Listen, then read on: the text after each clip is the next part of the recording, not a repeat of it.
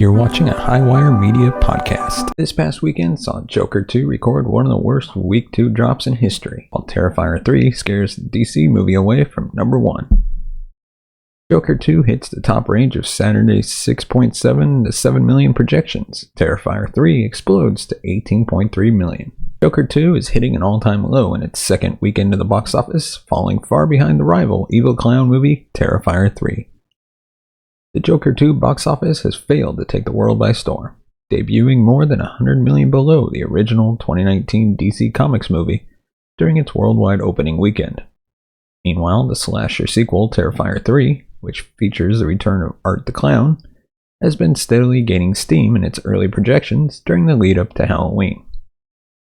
As of Sunday morning, Terrifier 3 is projected to take the number 1 slot at the domestic box office over Joker, with a 3-day opening weekend gross of 18.3 million, which outgrosses the entire 15.7 million worldwide theatrical run of Terrifier 2 in a single weekend.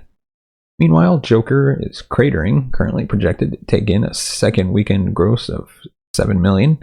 This represents a drop of 81.3% from its already grim domestic opening weekend gross of 37.7 million. Joker 2 is now set to have the worst week 2 drop of any movie featuring a DC character, as well as the worst of the entire superhero genre, including notorious flops such as the Marvel, Shazam! Fury of the Gods. It is headed for the 20th worst week 3 drop in domestic box office history, knocking 1991's Return to the Blue Lagoon down to number 21. In the process, it is falling straight from number 1 to number 3 on the domestic chart for this past weekend. With Joker falling so far, the Wild Robot release has maintained its spot at number 2, where it fell during its second weekend.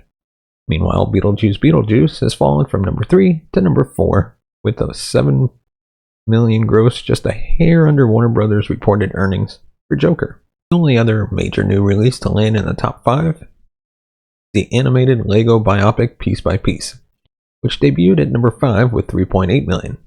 A disappointing beginning considering the movie's 16 million budget and 81% Rotten Tomatoes score. Meanwhile, the Transformers 1 release has fallen off the chart, going from number 4 to number 6, with a 3.6 million 3-day gross, bringing its cumulative domestic total to 52.8 million. Its estimated cost is between 75 and 147 million, so it may not have made its budget back yet, as it is only crossed 100 million worldwide. Meanwhile, Speak No Evil, which recently became their highest grossing movie of the year, fell from number 5 to number 11 with 1.5 billion.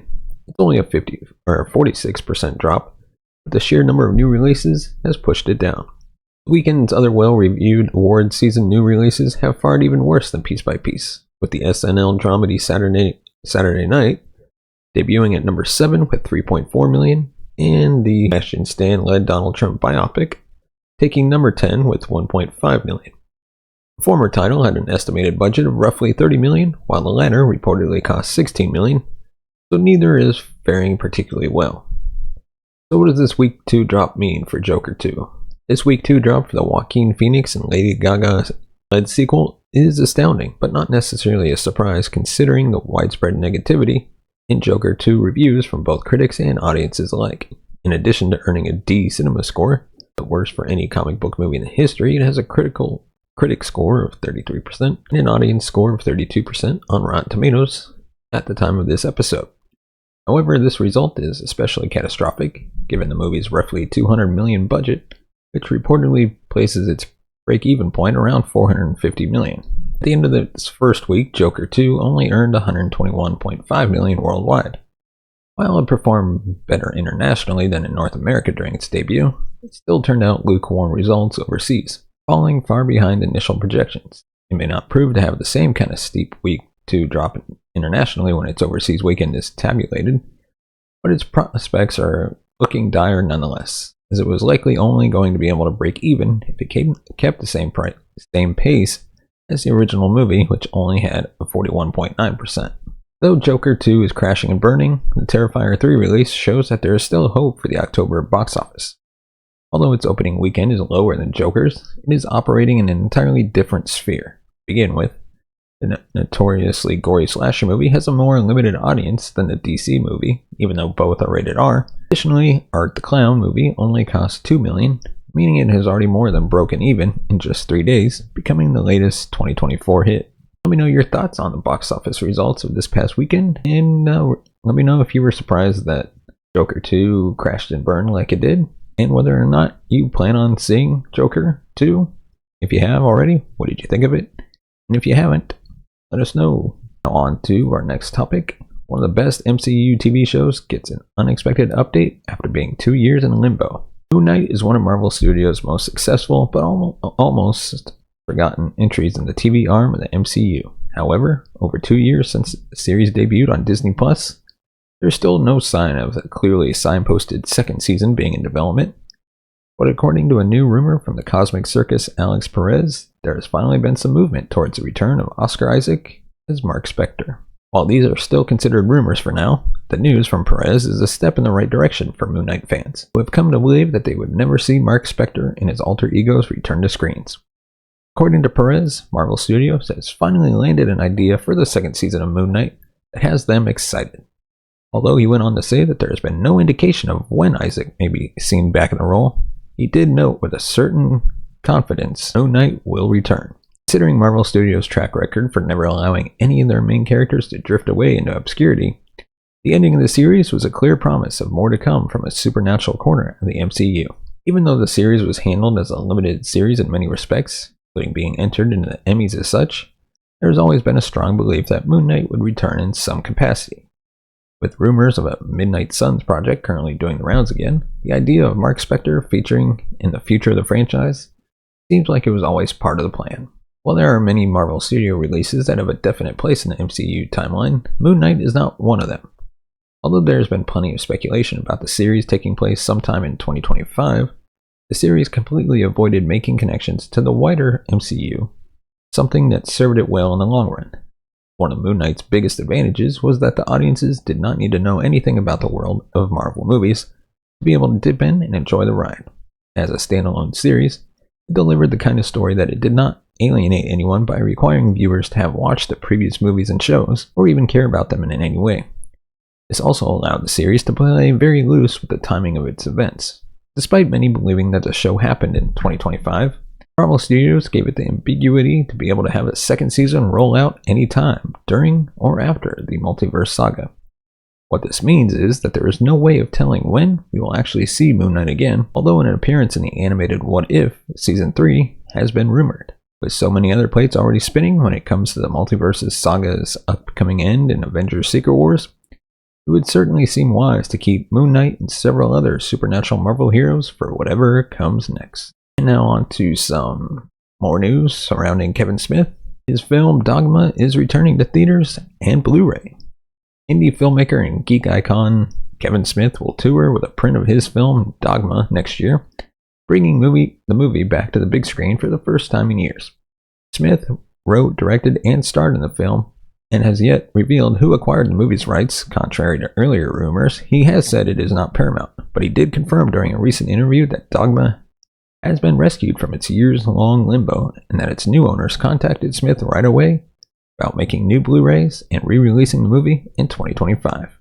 Following the commercial disaster of Zack and Miri Make a Porno in 2008, Smith has primarily self-financed his films, opting to take movies like Red State, Tusk, Jay and Silent Bob Reboot on the road, where he can screen them for enthusiastic audiences who will pay a premium to get a Q&A after the show. The movie's been bought away from the guy that had it for years and whatnot. The company that bought it, we met with them a couple months ago. They were like, would you be interested in re-releasing it and touring it like you did with your movies? Kevin Smith said, 100%, are you kidding me? Touring a movie that I know people like and it's sentimental and nostalgic will clean up. At the time of its production, Dogma was Kevin Smith's fourth feature film following the Jersey trilogy of Clerks, Mallrats, and Chasing Amy, although it was written much earlier. In closing credits to 1994's Clerks, he promised Jay and Silent Bob will return in Dogma, but Smith couldn't get financing for the movie and made Mallrats instead in 1994. That prompted a cheeky Jay and Silent Bob will return in Dogma promise tag on Chasing Amy in 1997. Dogma was released in 1999, but not without some controversy. After learning the movie's premise, a pair of fallen angels risk the apocalypse, defying God's will and trying to use a loophole on Catholic dogma to get back into heaven, A number of groups protested to Disney, who ultimately got scared of protests and pulled the movie from its release slate. Disney was considering shelving Dogma altogether, but instead, two of its producers used their own personal money to buy it from Disney. They turned a profit by licensing it to Lionsgate for theatrical distribution and Sony for home entertainment. At the time, it was unclear whether the film would ever see the light of day, but once Lionsgate obtained the distribution right, it became a hit and one of Smith's best reviewed movies. Smith explained years later, streaming video wasn't in wide commercial use at the time the agreements were signed, so nobody ever thought to secure rights to future technology. Of course, those producers who swung in to save it couldn't be relied upon to do a reissue themselves. Why? Because it was Bob and Harvey Weinstein, Hollywood's most notorious abusers who have had other things on their minds over the last few years. Dogma stars Smith alongside his longtime co-star friend Jason Mewes. The movie also features Ben Affleck, Matt Damon, Alan Rickman, Chris Rock, Jason Lee, and others. Betty Aberlin, best known for her work on Mr. Rogers' Neighborhood, appeared in Dogma as a bewildered nun. Recently did her second Kevin Smith movie, the 4:30 movie, in which she plays the mother of one of the teenage main characters. There's no word yet on specific release plans or dates for the Dogma reissue. Keep your eye on the Cinema Gold Show for more. Let me know your thoughts on Dogma. Now on to our next topic surrounding an iconic 90s thriller. Mary Elizabeth Winstead has joined the reboot of the iconic 90s thriller Hand That Rocks the Cradle.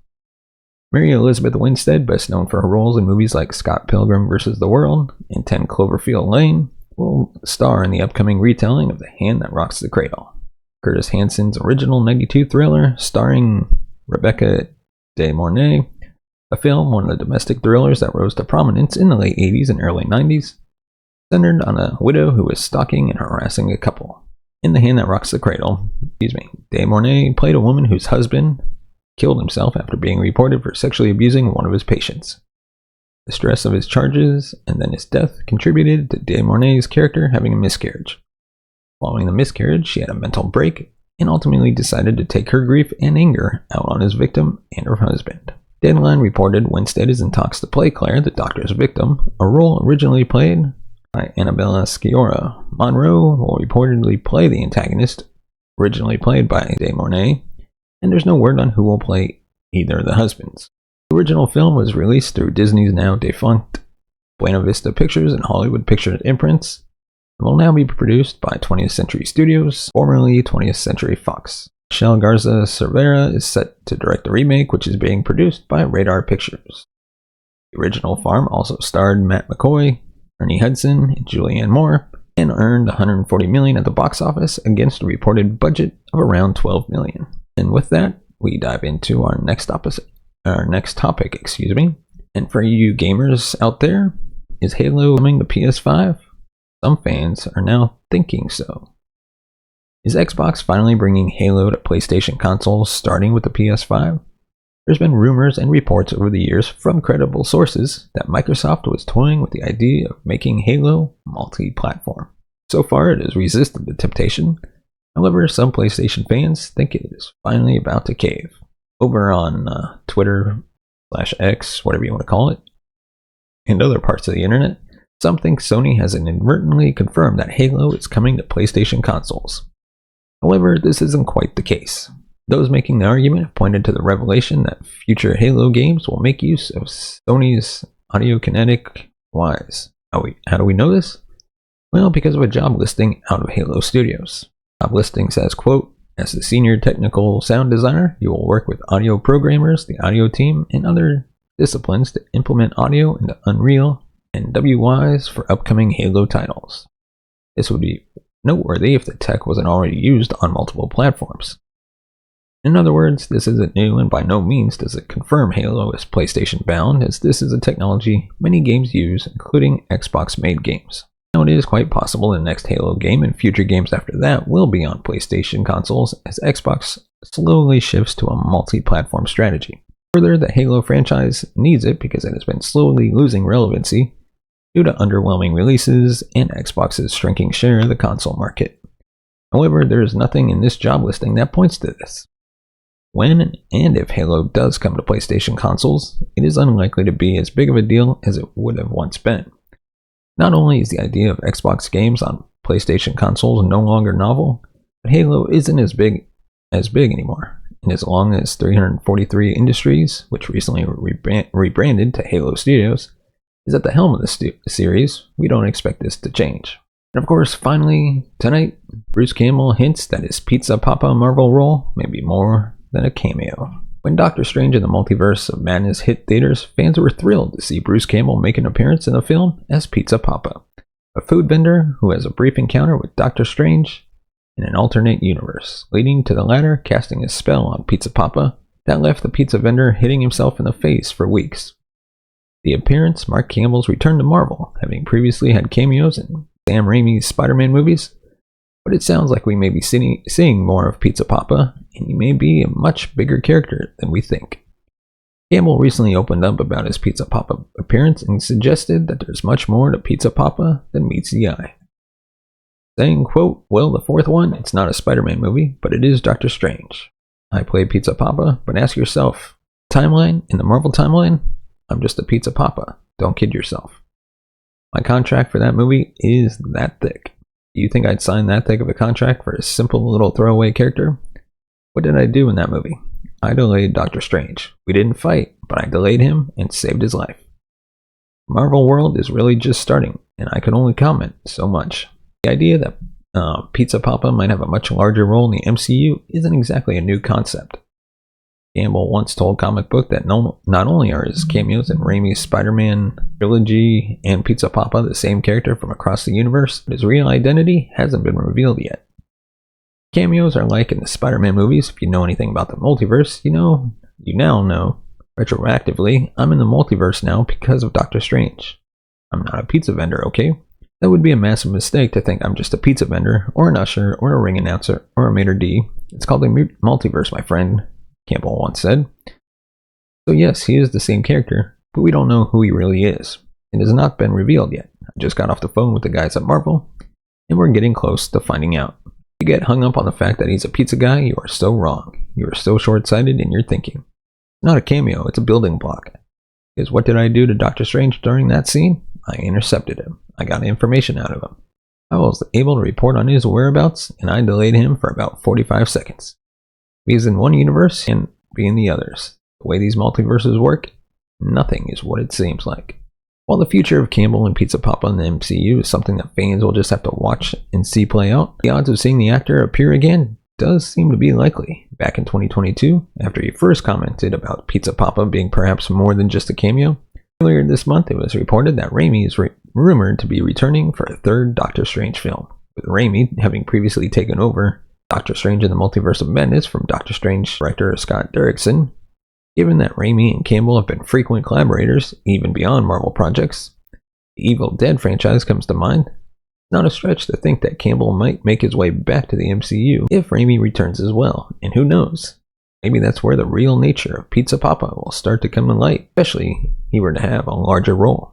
So let me know your thoughts on the topics we covered. If there's anything we missed, let me know what you want covered next. Of course, if you want to support the channel, you can buy us a coffee at buymeacoffee.com/cinemagold. As always, your support helps the channel grow, upgrade our equipment, bring in new hosts, be able to pay them, and one day take this show on the road. Of course, your support, no matter how much, is very appreciated, and you play a part in making our dreams a reality. So as always, thank you so much for watching and listening. We'll see you next time.